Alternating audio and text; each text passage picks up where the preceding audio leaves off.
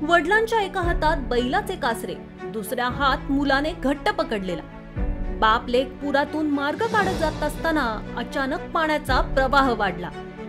वडिलांनी मुलाचा हात अधिक घट्ट पकडला, मात्र हाताची पकड सुटली।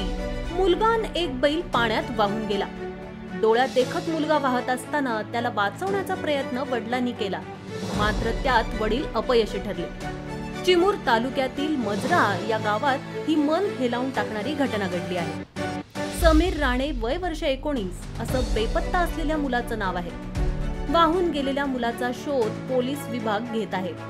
मिळालेल्या माहितीनुसार चंद्रपूर जिल्ह्यातील चिमूर तालुक्यात येणाऱ्या खडसंगी मजरा येथील वामन राणे यांचा मुलगा समीर राणे हे बापलेक काल बुधवारी सकाळी शेताकडे गेले होते।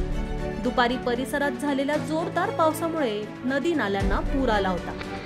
शेतातील कामं आटपून बापलेक सायंकाळी 4 वाजल्याच्या दरम्यान बैलजोडीसह घराकडे निघाले। नाल्यावरील असलेल्या बंधाऱ्यावरून जात असताना एका बैलाचा तोल गेला आणि बैल पाण्यात वाहू लागला। दोन्ही बैलांचे कासरे एकमेकाला बांधून असल्याने दुसरा बैल सुद्धा पुरात ओढला जात होता। कासरे सोडवण्यासाठी बापलेक पुरात उतरले। पाण्याचा प्रवाह अधिक असल्याने बैलासह बापलेक पुरात वाहून गेले।